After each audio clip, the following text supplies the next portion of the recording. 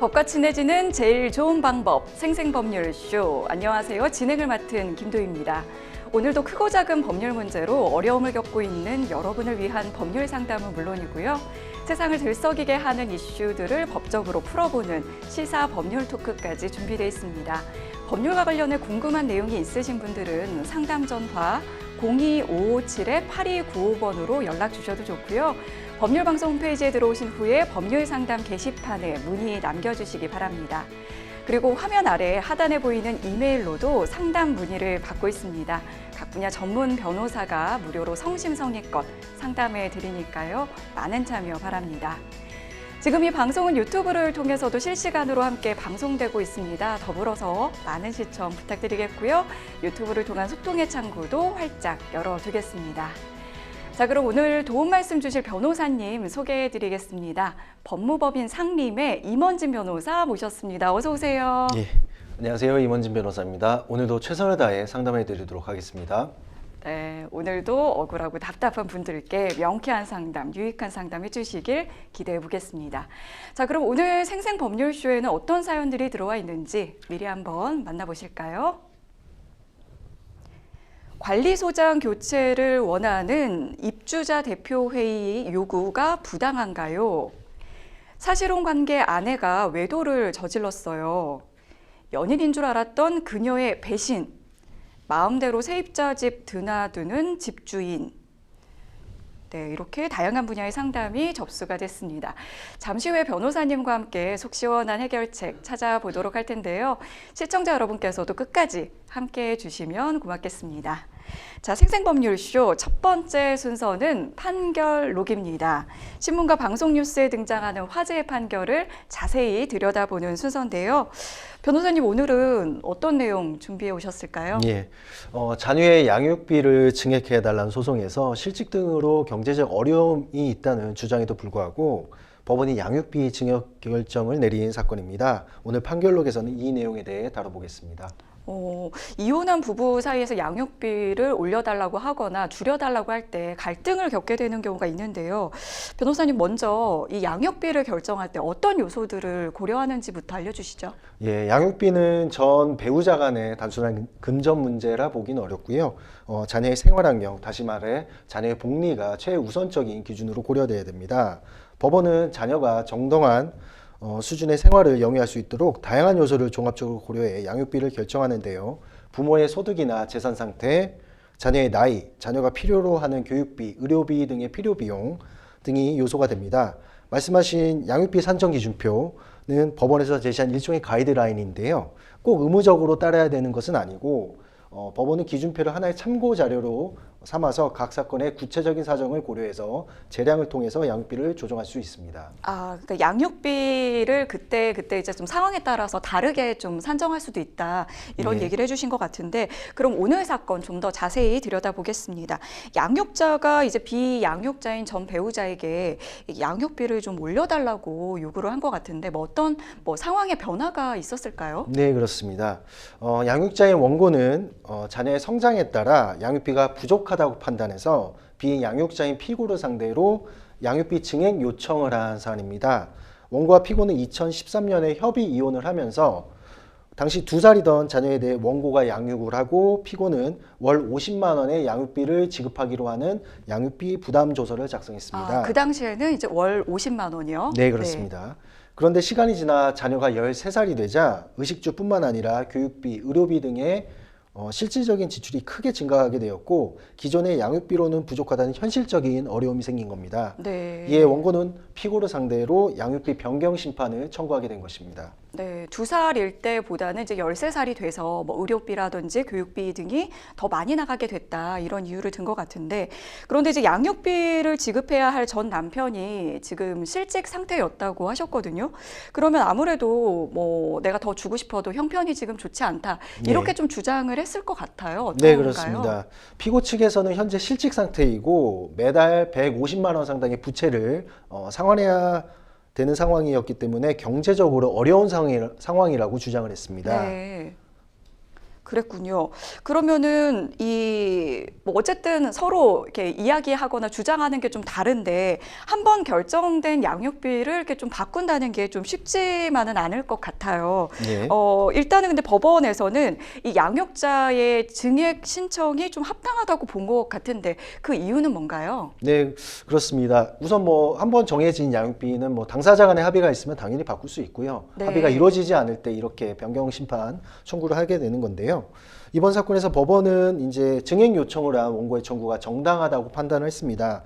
우선 피고 측은 앞서 말씀드린 바와 같이 뭐 실직 상태이고 부채 상환하느라 경제적으로 어렵다라는 주장을 했는데, 이에 대해서 피고 측에서는 원고 측에서는 피고가 고학력자이고 전문 기술을 갖춘 사람이다. 그리고 현재 구직 활동 중이기 때문에 이러한 실직 상태가 일시적인 상태이다. 아, 실직 상태이긴 하지만 일시적이다. 네. 그리고 또한 매달 150만 원의 채무를 무리 없이 또 상환 중이기 때문에 피고가 주장하는 바와 같이 경제적 어려움이 그렇게 큰 것은 아니다라는 주장을 원고 측에서 했습니다. 네. 법원은 이와 같은 사정을 종합적으로 판단을 해서 자녀가 13살로 성장하면서 양육에 필요한 비용이 상당히 증가했을 것이라 보고, 무엇보다 자녀의 복리를 생각해서 양육비를 증액할 필요가 있다고 판단을 했습니다. 아, 그렇군요. 이에 따라서 기존의 양육비 부담조서에서 정해졌던 50만 원에서 70만 원으로 변경을 했습니다. 아, 네.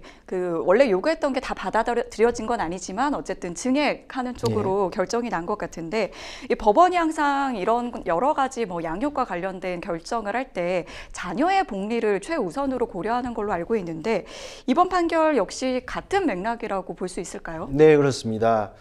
자녀의 복리가 가장 핵심적인 기준인데요.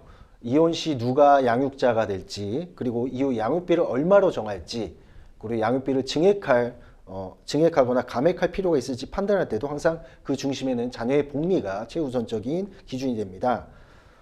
자녀가 신체적, 정서적으로 안정된 환경에서 자랄 수 있는지가 기준이 되기 때문에 이번 판결도 그 연장선상에 있다고 볼 수 있습니다. 네.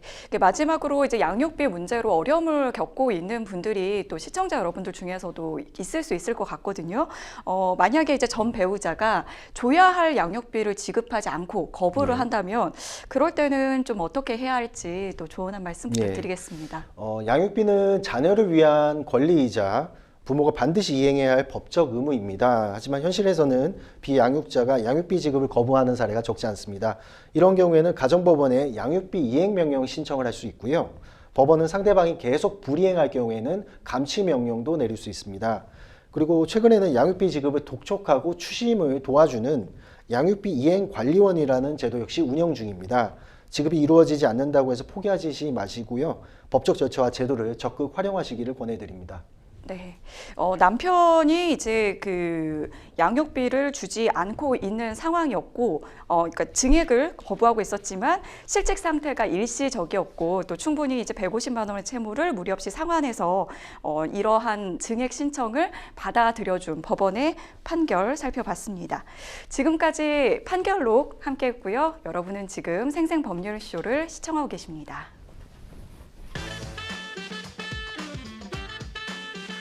어렵고 복잡한 법률 문제로 고민하고 계신가요? 그렇다면 생생법률쇼가 도와드리겠습니다. 생생법률쇼에선 민사, 형사, 가사 등 각 분야 전문 변호사들이 매년 800여 건의 법률 문제를 속 시원하게 해결해드리고 있는데요. 그럼 무료로 법률 상담을 받을 수 있는 3가지 방법, 지금부터 소개합니다. 첫째, 02-557-8295번으로 전화해 법률 상담 신청을 한다. 둘째, 법률방송 홈페이지에 접속해 법률상담 게시판에 사연을 올린다. 셋째, 지금 화면에 나오고 있는 이메일 주소로 사연과 연락처를 보낸다. 속 시원한 법률상담 프로그램 생생법률쇼. 지금 바로 상담 신청하세요. 지금부터는 생생법률쇼가 자랑하는 성심성의 무료 법률 상담 시작해 보겠습니다. 전화 연결이 돼 있는데요. 전화 받아보겠습니다. 안녕하세요. 예, 안녕하세요. 네, 전화 주셔서 고맙습니다. 어떤 점이 궁금해서 연락 주셨을까요? 아, 예, 저는 아파트 동대표인데요. 네. 저희 관리소장에 대해서 좀 문의드릴 게 있어서 전화드렸습니다. 아, 네네. 저희 그 시청자 여러분들을 위해서 조금 더 조금 설명을 해주실 수 있을까요? 네, 그 관리소장님이 작년 24년도 5월 27일 날 저희 아파트 소장으로 부임해 왔는데 네. 지금 1년여 기간이 다 된 시점인데 그 업무 과실과 직원들 간의 이제 소통 불통, 대표회의의 명예훼손 이런 세 가지 안건으로 관리 지체 측에 교체를 저희가 요청을 했었어요. 아, 네. 예, 그랬더니 관리 지체 측에서 대표회의는 인사권이 없고 인사 개입을 하게 되면 대표회의가 1,000만 원 가량의 과태료를 부과받을 수 있다고 해요. 네. 예, 대표회의가 업무 그 과실로 보는 안건이 가장 중요한 안건이 있거든요. 네. 작년에 저희가 5월 달에 그 보일러 세관 공사를 진행하게 됐는데, 네. 5월 24일에, 작년 5월 24일에 이제 회의를 진행할 때 보일러 세관 공사, 입찰 공고 승인권이 올라왔었어요. 네. 그때 이제 저희가 이제 최저가를 제시하는 업체에게 이 공사를 의뢰한다라고 의결을 했고 견적서도 같이 봤었는데 네. A 회사가 한 1,100만 원, B 회사가 한 1,300, 요 정도 선에서 견적서와 함께 첨부가 됐더라고요. 네. 예, 그래서 이제 요 최저가 입찰을 해서 최저가 업체에게 이 공사를 진행한다 했는데 제가 말씀드리기 앞서서 한 가지만 여쭙게요. 네. 이 견적서에 시방서가 이 시점에 꼭 있어야 되는 건지. 아, 네. 일단은 지금 사연 좀 잘 들어봤고요. 지금 이제 네. 그 관리소장의 어떤 그런 업무상 문제 때문에 좀 교체를 원하시고 있고, 근데 이제 그 부분에 있어서 좀 법적으로 좀 어려움이 좀 있으신 것 같아서 전화를 주신 것 같습니다. 옆에 임원진 변호사님 나와 계시거든요. 이야기 나누면서 상담 받아보겠습니다. 예, 네. 안녕하세요. 아, 예, 안녕하세요. 예, 지금 가장 그 궁금하신 부분이 그 네. 관리소장을 교체 요구를 이제 입주자 대표회의 쪽에서 할 수가 있느냐 이 부분인 건가요? 이걸 교체를 요청할 수가 없는지 있는지 그 여부하고 예, 이 1,000만 원 관리 지체 측 담당이 이제 저에게 1,000만 원을 얘기를 하는데 예. 실제 그러한지. 그리고 또 좀 제가 들으면서 궁금한 사안이 있었는데 그 네. 업무상 과실을 이유로 이렇게 교체 요구를 하셨다고 하셨잖아요. 네. 그 업무상 과실 얘기 중에 최저가 업체 의결을 하셨다. 네. 그래서 A 업체가 견적서가 1,100이었고 B 업체가 1,300이었는데 그러면 네. 업무상 과실이라고 말씀하시고 싶은 게 그 의결한 내용과 달리 1,300이라는 B 업체를 선정을 했다는 건가요, 관리? 그 이제 의결해서 거기서 이제 최저가 업체에게 예. 이 공사를 의뢰한다고 5월 24일 날 의결을 했는데 예, 그 이후로는 이거에 대한 언급이 전혀 없었어요. 예, 그리고 전 소장님이 이날을 회의를 끝으로 개인 사정으로 이날 퇴사 예정이 되어 있어서 예, 이날이 금요일이었거든요. 그래서 이걸 끝으로 퇴사를 하셨어요. 예, 예, 그리고 현 소장님이 그 다음 주 월요일 날 27일 날 5월 27일 날 부임해 오셨거든요. 예, 예, 그리고 나서 7월 회의할 때까지 7월 23일 회의할 때까지 이 안건에 대해서 전혀 언급이 없었는데 예. 7월 23일 회의 때 장충금 잡지 취소율 사용 의결안으로 4천만 원이 올라온 거예요. 아, 예, 예. 그래서 저희가 이렇게 큰 공사가 있었습니까? 했더니 대표님들이 2, 3개월 전에 의결을 하셨는데 기억을 못 하신 것 같습니다. 뭐 이렇게 하시는 거예요. 그래서 저희가 회의가 끝난 뒤에 2, 3개월 전 회의를 찾아보니까 5월 달에 그 의결한 건이 있더라고요. 그래서 저희가 이제 그 당시에 그 다음날 바로 이제 지불 정지를 하고 공사를 중지를 시키려고 했는데 공사가 저희 회의 전날부터 시작이 되었더라고요. 그래서 소장한테 왜 이렇게 변동되는 상황에 대해서 입대위에게 전혀 설명이 없었냐 예. 했더니 본인이 그 시방서를 놓쳤다.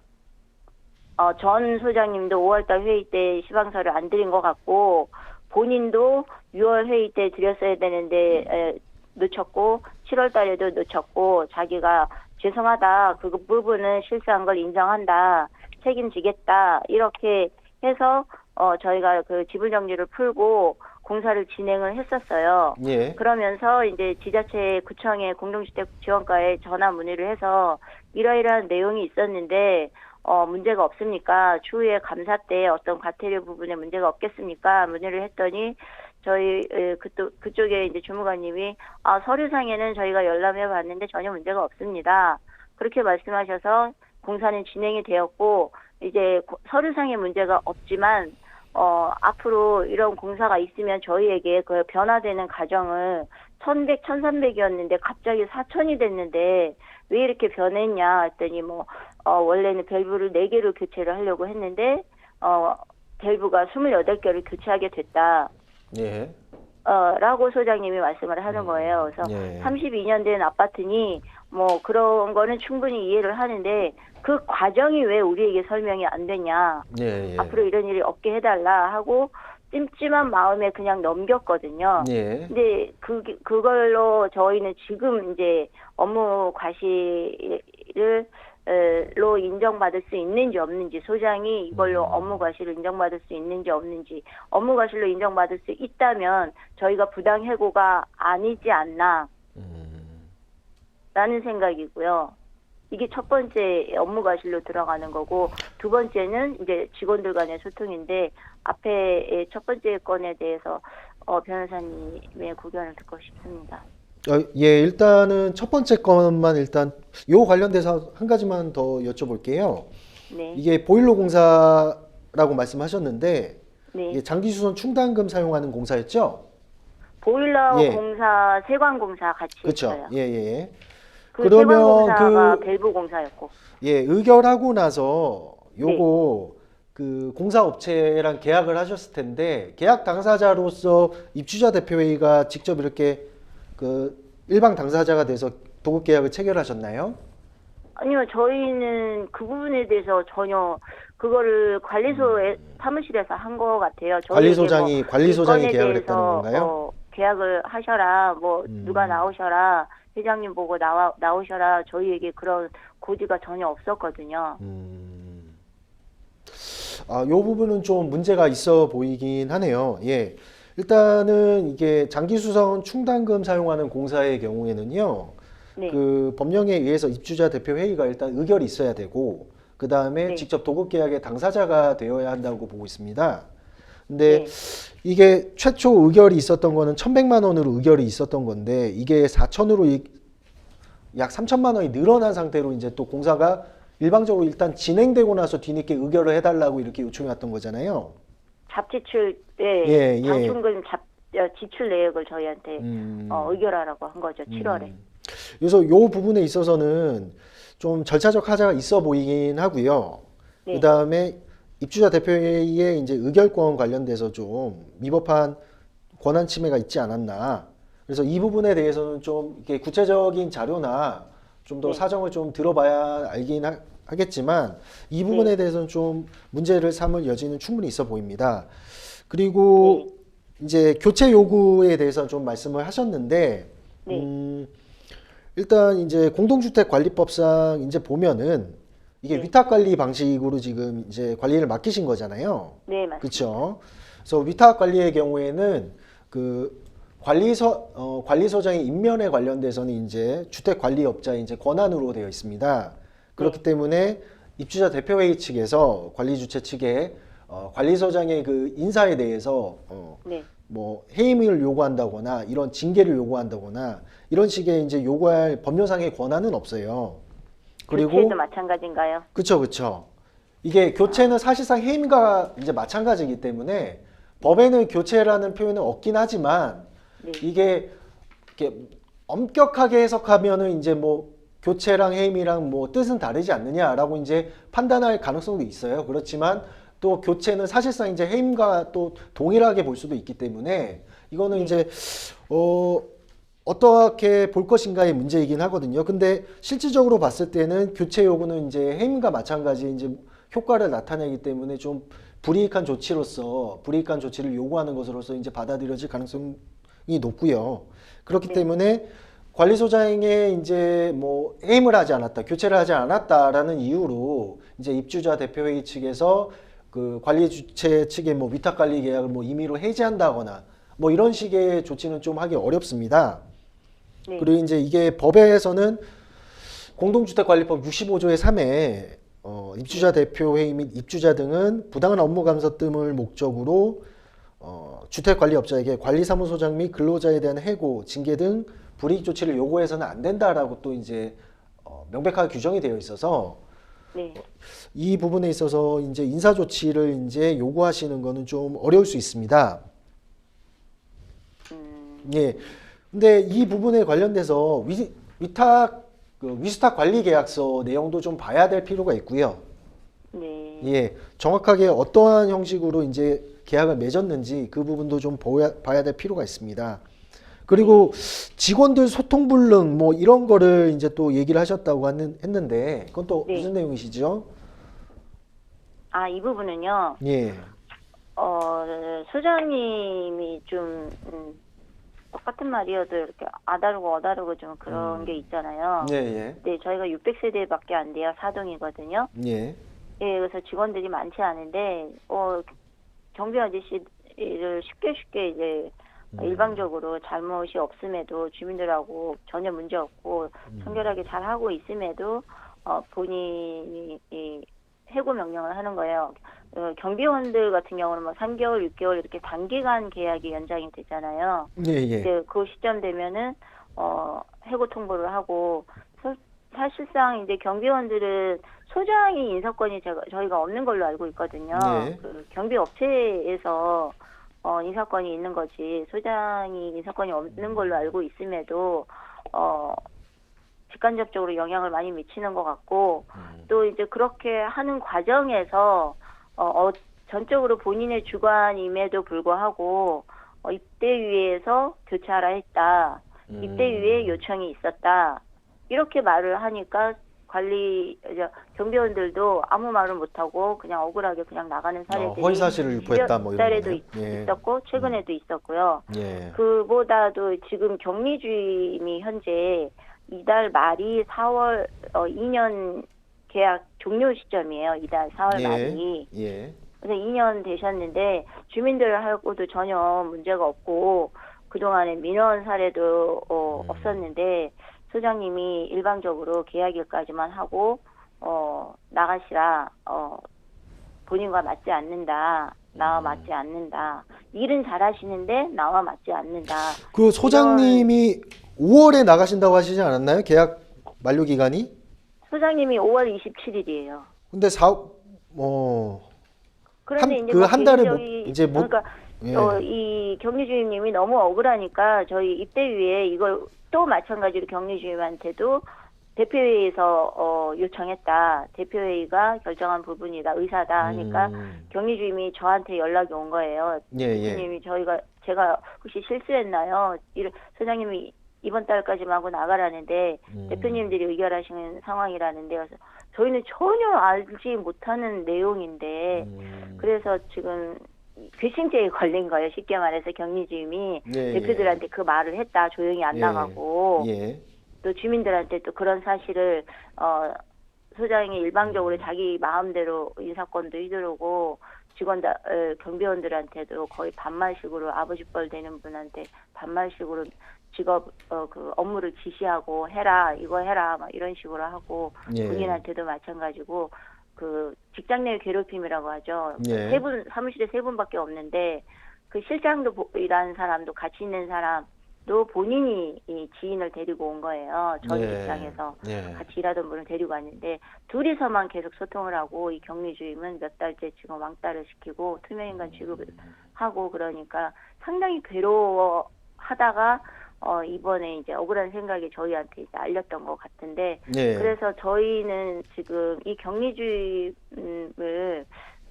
종료하지 않고 본인은 임금 인상도 필요 없고 여기서 계속 주민들과 정도 2년 동안 들었고 열심히 일을 하고 싶고 나가고 싶지 않다라고 의사를 분명하게 밝히고 있는데 소장님은 지금 4월 16일 날 신규 채용을 하겠다라고 저희한테 통보를 해왔어요. 예. 톡으로. 예. 근데 3월 회의 때 며칠 전에 지난달 3월 회의 때 격리주임 신규 채용 임금 인상권을 주변 아파트와 그 비교를 해서 그걸 안건으로 올렸길래 저희는 의결 못한다. 예.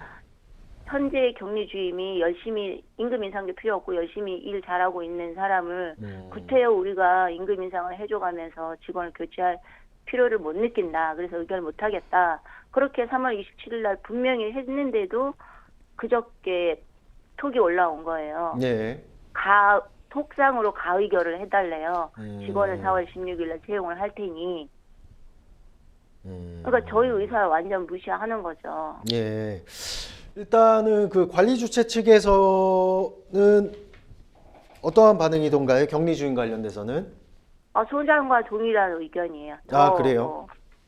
그러니까 관리 주체와 예. 동요했고 저희한테 이렇게 이걸 내용을 알려서 부각시키고 저희 입대위와 소장의 어떤 갈등을 유발한 촉발자가 됐다 뭐 이런 개념의 괘씸죄에 해당이 됐는지 관리 측 본부장도 소장과 아주 완강하게 4월 말까지로 그 관리 주체와 그 위수탁 계약 기간은 언제까지죠?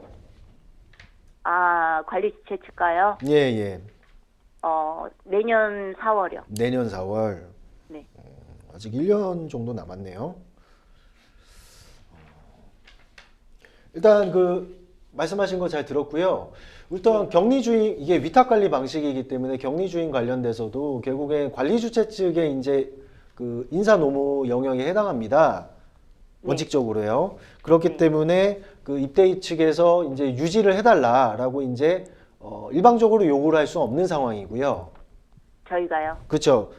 법령상 권한은 없습니다. 이제 다만 이제 지금 말씀하신 사정들을 봤을 때 결국엔 이제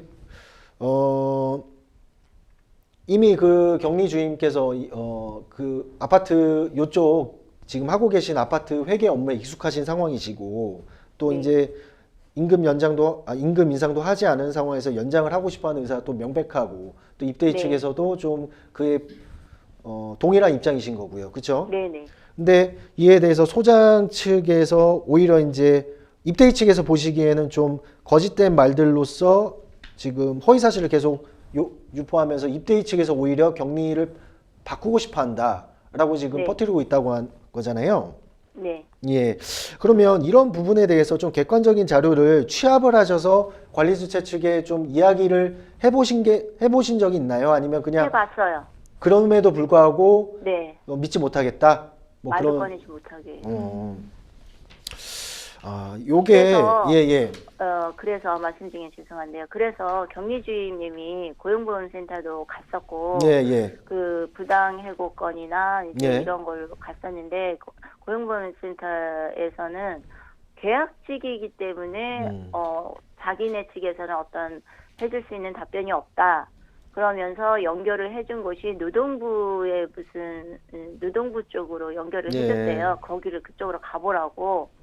그래서 또 여기 격리주임이 그쪽을 또 연차를 내서 갔는데 거기서도 속 시원한 답변을 얻지 못하고 왔어요. 일단은 요거를 풀어야 되는 당사자는 관리주체 측과 이제 입대위가 좀 풀어야 되는 거고요.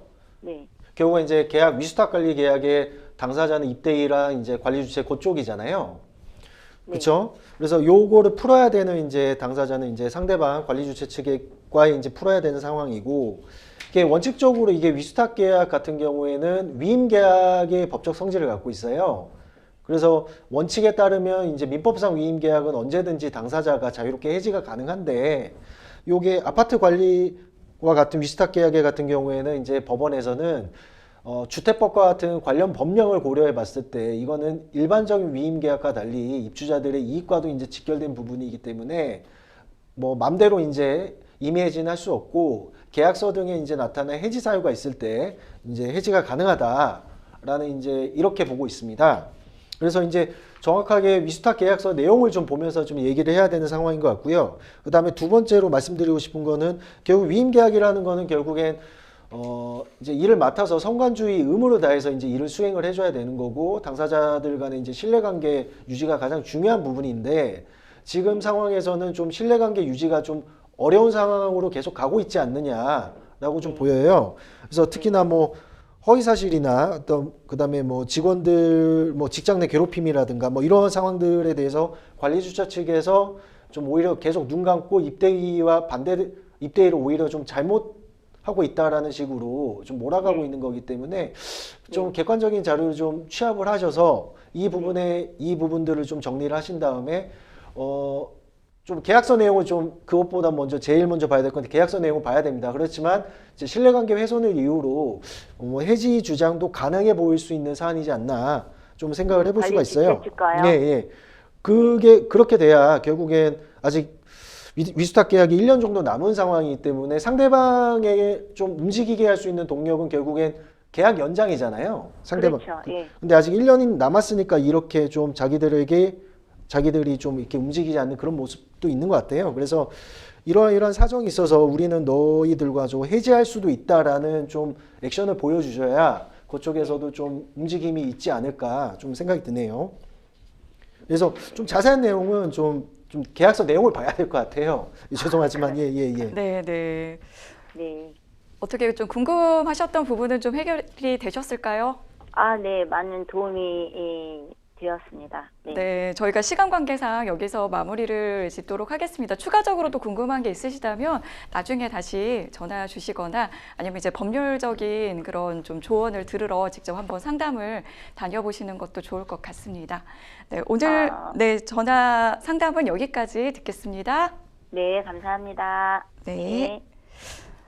일단은 이게 지금 그 위임 계약이라든지 네. 위탁 형태를 좀 계약서를 좀 들여다봐야 한다. 이 네, 부분이 그렇습니다. 좀 있기는 네. 하지만 일단은 이미 좀 신뢰관계가 좀 유지하기 어려운 지금 상황이라고 보셨고 그래서 약간 신뢰관계 훼손을 이유로 좀 관리주체 측의 어떤 해제를 주장해 볼 수 있지 않을까라고 의견을 네, 주셨던 우선은 근데 이제 계약서 내용은 제일 먼저 봐야 될 것 같고요. 그 다음에 이제 그 부분도 좀 생각을 해볼 수 있지 않을까 좀 생각이 들었습니다. 네, 오늘 드린 법률적인 조언 바탕으로 잘 좀 차근차근 대응하셔서 원하시는 결과 얻으셨으면 좋겠습니다. 여러분은 지금 생생법률쇼를 시청하고 계십니다.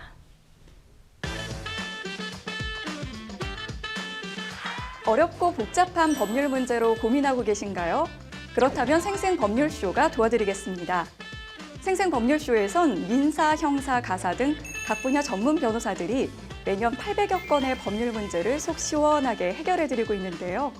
그럼 무료로 법률 상담을 받을 수 있는 3가지 방법, 지금부터 소개합니다. 첫째, 02-557-8295번으로 전화해 법률 상담 신청을 한다.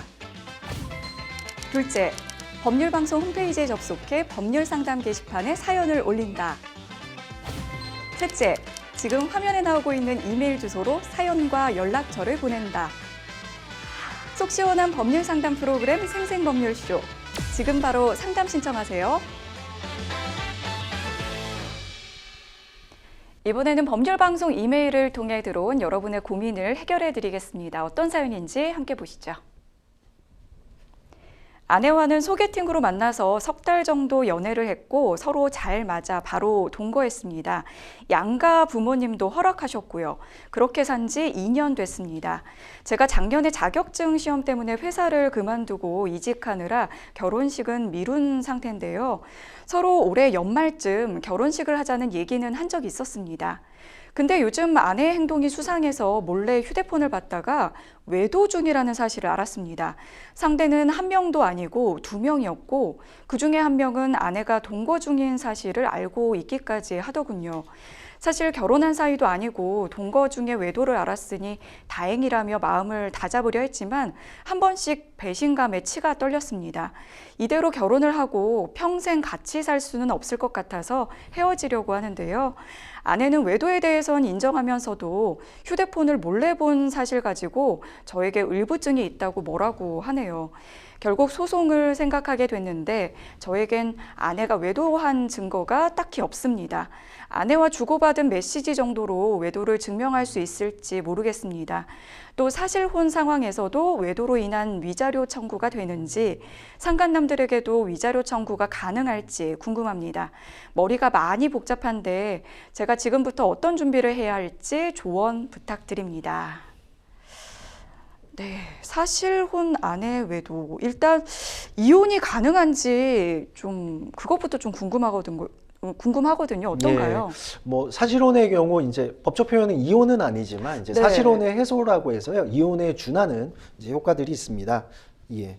그러면은 이제 그 사실혼 관계에서 지금 이제 배우자가 이제 그 외도를 했잖아요. 부정행위를 했을 때 소송을 통해서 위자료 청구가 가능할까요? 네, 사실혼도 이제 법적으로 일정한 보호를 받기 때문에 위자료 청구도 가능하고요. 뭐 재산 분할도 가능합니다. 아, 그렇군요. 근데 여기에서 이제 제일 중요한 거는 지금 이제 결정적인 증거가 좀 없는 것 같아요. 없는 네. 것 같은데 이럴 때는 어떻게 하면 좋을까요? 그 사연자분께서 뭐 외도 증거가 이제 없다라고 이렇게 말씀하셨는데 네, 아내와 주고받은 예. 메시지 정도 예. 이렇게 지금 그래서 그 부분이 이제 제가 듣기로는 뭐 성관계를 했다는 직접적인 증거가 없다 뭐 이렇게 들리거든요. 그렇지만 법적으로 부정행위는 이제 성관계만을 말하는 것은 아니기 때문에요.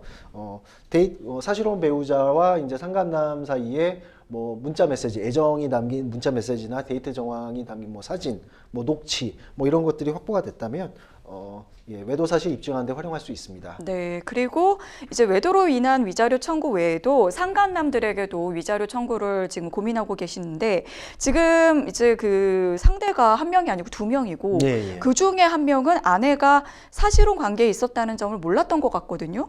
이런 경우에도 위자료 청구 가능할까요? 예, 이제 상간남 소송에서 이제 위자료 청구는 결국엔 이제 혼인 사실을 알았느냐라는 거거든요. 네. 법률론과 마찬가지로 사실혼의 경우에서도 사실혼 사실을 알았는지가 이제 중요한 쟁점이 됩니다. 그렇기 때문에 상간남 둘 중에 한 명의 경우에 이제 몰랐다고 하기 때문에 네. 그분한테는 좀 위자료 청구가 어려울 것으로 보입니다. 네, 그렇군요. 상담자님께서 지금부터 좀 뭐 어떻게 좀 해야 할지 여러 가지로 지금 마음이 복잡할 것 같은데 조언 한 말씀 부탁드리겠습니다. 예, 우선은 지금 많이 당황하시고 좀 되게 뭐 분노하시기도 네. 하실 것 같아요. 그렇지만 너무 감정적으로 대응을 하시지 않으셨으면 좋겠고요. 우선 사실혼 입증부터가 중요합니다. 그렇기 때문에 같이 동거한 사실, 그리고 이게 단순 동거가 아니라 양가 부모님의 인정하에 동거를 했었고, 그다음에 결혼도 준비했었고, 뭐 이런 그 여러 가지 객관적인 자료들을 좀 취합을 하셔서 사실혼에 있었다라는 점부터 좀 준비를 하시고요. 그다음에 그 부정행위에 관련된 증거들도 단순한 이제 성관계 직접적인 그런 것만 부정행위로 인정되는 것이 아니기 때문에 방금 말씀드린 거와 같이 뭐 문자 메시지나 네. 뭐 녹취나 뭐 이런 것들을 잘 취합을 하셔서 좀 정리를 하실 필요가 있습니다. 예. 네, 사실혼도 뭐 법률혼까지는 아니지만 어느 정도 그 관계를 보호하기 위한 여러 가지 이제 장치가 있는 만큼 관련된 내용들 자세히 좀 살펴보면 도움이 될 것 같습니다. 계속해서 다음 이메일 사연 만나보시죠. 이혼 후 너무 외로웠습니다. 아들 둘도 전처가 키우고 저는 혼자 살고 있는데요. 매일 회사와 집만 왔다 갔다 하다 보니 너무 외로워서 후배가 알려준 채팅 앱을 이용하게 됐습니다. 한 여성과 대화를 하게 됐고 서로 얘기가 잘 통해서 3개월 동안 매일 밤마다 잠들기 전까지 대화를 했습니다. 그 당시에는 세상 누구보다 친한 사이처럼 느껴졌어요. 그 여성은 여행사에 근무 중이어서 해외 출장이 잦았는데 세계 각지에서 찍어준 사진을 전송해주기도 했습니다. 그러다 한 달 전쯤 해외 여행지에서 여권을 잃어버렸다면서 자신의 통장, 이메일 등이 해킹당해서 한국에 돌아올 수가 없다고 하더군요. 급한 마음에 비행기 티켓값 200만 원을 입금해 줬습니다. 그리고 며칠 후 그 여성과 만나게 됐습니다. 여성은 자신의 집 근처로 오라면서 주소도 가르쳐 줬습니다. 집 근처 카페에서 만남을 가졌는데요. 이미 연인 사이 같았던 그녀와 저는 카페에서 많은 얘기를 나눴고 약간의 스킨십도 있었습니다. 제가 여성의 집이나 근처 호텔에 가지 않겠냐고 물었는데 고민하더니 거절하더군요. 천천히 알아가자며 그날은 그렇게 헤어졌는데 얼마 전 그 여성이 저를 성추행으로 신고했습니다. 저는 경찰에게 연인 사이라고 주장했지만 여성은 아니라고 했다고 하네요. 사실 그 여성과의 대화는 거의 채팅 앱에서만 했고 전화번호 등은 교환하지 않았습니다. 여성의 이름은 제가 비행기 티켓 금액을 보내줬던 계좌의 예금주 이름으로 알고 있는 상황입니다. 그런데 상대 여성이 합의를 해준다며 합의금 2천만 원을 제시했다고 하는데요. 이제야 꽃뱀에 당했나 싶습니다. 곧 경찰 조사를 받으러 가는데 제 억울함을 증명하려면 어떻게 해야 할까요? 네. 일단은 여러 가지가 좀 굉장히 지금 당황스러운 상황이긴 한데 일단 지금 연인 사이라고 주장할 만한 점들을 좀 찾아봐야 할 것 같거든요. 3개월 동안 일단 대화를 했던 내역이라든지 뭐 여성이 집 주소를 알려줘서 만나게 된 점 이런 걸로 좀 주장을 해볼 수 있을까요? 예, 그렇습니다. 뭐 실제로 오랜 기간 서로 호감 있는 메시지를 주고받았고 또 상대가 집 주소를 알려주면서 이제 만남을 먼저 수락한 점 등 이런 것들은 모두 양자가 모두 친밀한 관계에 있었다라는 점을 이제 입증할 수 있는 정황 증거가 될 수 있습니다. 네. 근데 일단은 지금 성추행으로 신고를 했는데 그 밖에도 지금 이제 한 달 전에 비행기 티켓값 200만 원 입금을 해줬잖아요. 이게 그래도 좀 친한 사이니까 이렇게 예. 돈도 보내줬다. 이렇게도 또 주장을 해볼 수도 있을까요? 예, 이런 금전적인 지원 행위가 있었다는 점이 두 사람이 단순한 채팅 앱 뭐 이용자 수준을 넘어서 이제 어느 정도 이제 교감이 있었다라는 이제 정황 증거가 될 수 있습니다. 200만 원이 적지 않은 금액이기도 하고요. 네. 또 자발적으로 송금을 했고 또 이러한 점들이 상대 여성에 대한 신뢰와 호감이 있었다는 점을 보여줄 수 있습니다. 네. 여기에서는 사실 이제 금전적인 목적을 가지고 계획적으로 접근했을 가능성을 좀 의심하게 되는데 그럴 가능성 좀 있다고 보시나요, 변호사님? 예, 좀 그 가능성도 배제할 수는 없어 보입니다. 일단은 상대 여성이 구체적인 신분 확인 없이 좀 접근을 했었고 해외 출장을 핑계로 비행기 티켓 송금을 받았다는 점, 그리고 곧바로 이제 성추행으로 이제 신고 합의금 요구까지 이어졌다는 점이 좀 어떻게 보면 좀 이른바 꽃뱀 사건의 좀 사실관계 유사한 점들이 있습니다. 약간 유형이 좀 예. 비슷하다라고 보셨고, 그런데 이제 성추행이나 강제추행 혐의 같은 경우에는 이게 뭐 합의를 한다고 해도 가해자에게 좀 처벌이 내려질 수 있잖아요. 예, 예. 그러면은 이 뭐 합의를 위해서 지금 그래도 노력을 좀 해야 되는 건지, 이 지금 제시한 금액이 2천만 원이거든요. 예. 이게 좀 적절한 금액 수준일까요? 예, 이게 성추행 사건에서 합의금이 뭐 법적으로 정해진 것은 아니고요. 네. 그렇지만 뭐 일반적으로 1,000만 원에서 3천만 원 사이에서 좀 많이 합의가 이루어지는 것 같습니다. 그렇지만 사건의 죄질이 중대해서 실현 가능성까지 뭐 예상되는 경우에는 그보다 더 높은 금액에서 합의가 이루어지기도 합니다. 근데 이 사건 같은 경우에는 좀 방금 말씀드린 그 뭐 이제 사기나 공갈의 혐의가 네. 있을 수도 있기 때문에 여성분에게 뭐 먼저 합의를 하기보다는 좀 증거관계를 좀 명확하게 정리를 해서 좀 이게 합의가 진짜 필요한 사안인지 그것부터 판단할 필요가 있어 보입니다. 네, 앞으로 이제 경찰 조사가 좀 이루어질 것 같은데 이 사연 보내주신 분께서 앞으로 어떻게 대응을 해야 할지 좀 말씀해 주시면 도움이 네. 될 것 같습니다. 네, 먼저 침착하고 일관되게 사실대로 진술하는 것이 중요합니다.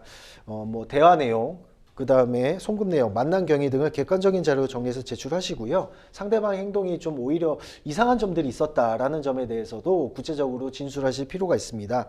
그리고 초동 진술의 내용이 이제 향후 수사나 재판에서 중요한 기준이 될 수 있기 때문에요. 조사 전에 변호인의 조력을 받는 것도 권해드립니다. 네, 물론 이제 좀 당황스러우실 수도 있겠지만 사실관계에 좀 입각해서 내용들을 좀 한번 정리해 보실 필요가 있어 보입니다. 저희는 이제 마지막 이메일 사연 만나보겠습니다. 직장 때문에 지방 소도시의 원룸에 월세로 살고 있는데요. 얼마 전 다시 서울 본사로 발령을 받아서 집주인에게 말을 하고 집을 내놨습니다. 제가 근무 중인 낮에 집을 보러 온다는 사람이 있으면 부동산 측에서 연락을 주기로 했는데요. 어느 날 퇴근하고 집을 가는 길에 집주인분에게 메시지가 왔습니다. 낮에 깜빡하고 말을 못했는데 건너서 아는 사람이 원룸을 구한다고 해서 급하게 집을 보여줬다고 말이죠. 저한테 연락도 없이 집을 둘러봤다는 사실에 짜증이 나서 다음부터는 미리 연락을 달라고 했습니다.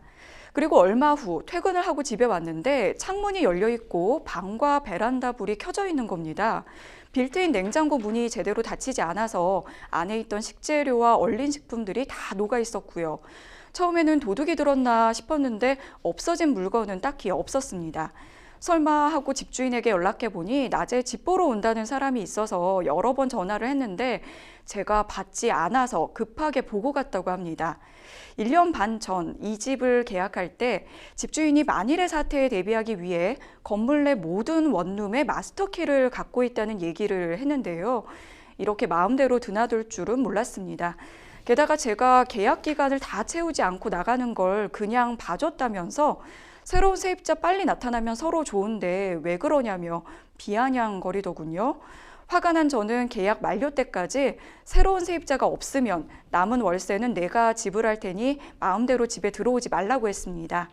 아직까지는 엄연히 계약 기간인데 집주인이라고 마스터키 이용해 마음대로 집에 드나들어도 되는 건가요?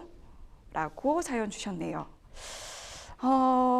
일단은 뭐 집주인이라고 해도 이렇게 세입자 집에 마음대로 좀 들어갈 수 있는 건 아닐 것 같거든요. 예. 어떤가요? 예, 맞습니다. 뭐 임차인이 계약 기간 동안 이제 해당 공간에 거주하고 있다면 명백하게 임차인의 주거 공간에 해당하기 때문에요. 그러니까요. 임차인 동의 없이 집주인이 들어오면은 이거는 이제 명백하게 이제 주거 침입 이제 소지가 있습니다.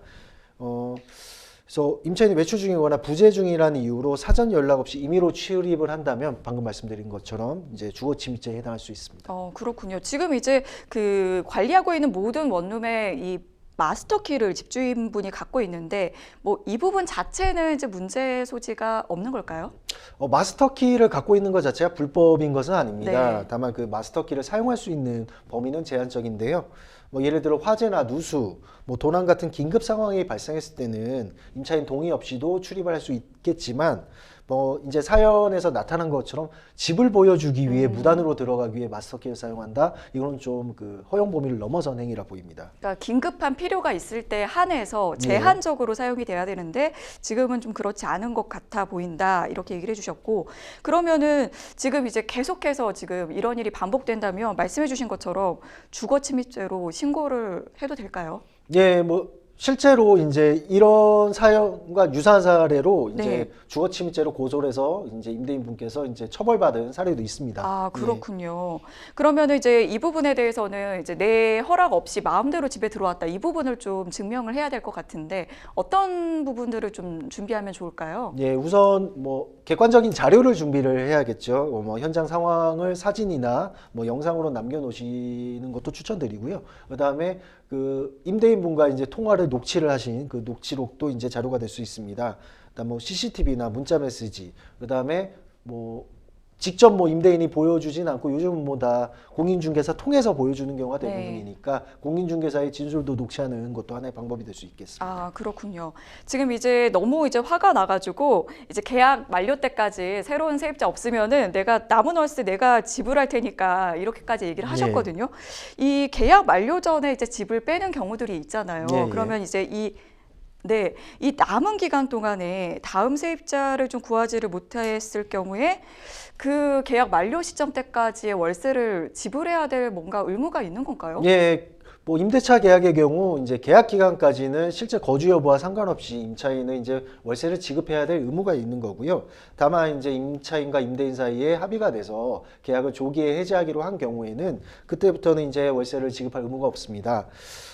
그리고 또 임차인이 스스로 다른 임차인을 이제 구해와서 그분과 새로 임대차 계약을 맺게 하는 형식으로 뭐 승계시키는 경우도 있고요. 뭐 그런 경우에는 이제 월세를 지급할 의무가 없기 때문에 이런 방법도 한번 고려해 보시길 바랍니다. 네, 그렇군요. 마지막으로 이제 상담자님을 위해서 추가로 조언 한 말씀 부탁드리겠습니다. 예, 무엇보다도 이제 그 무단으로 침입하지 말아달라라는 이제 의사를 명백하게 서면이나 메시지를 통해 전달하실 것을 이제 권해드리고요.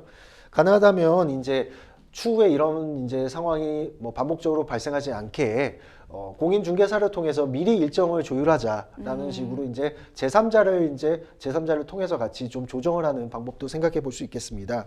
그리고 이제 이후에도 그럼에도 불구하고 임대인 측에서 무단으로 계속해서 반복적으로 무단 침입을 하는 경우에는 말씀드린 바와 같이 이제 주거 침입죄로 고소를 할 수 있겠고요.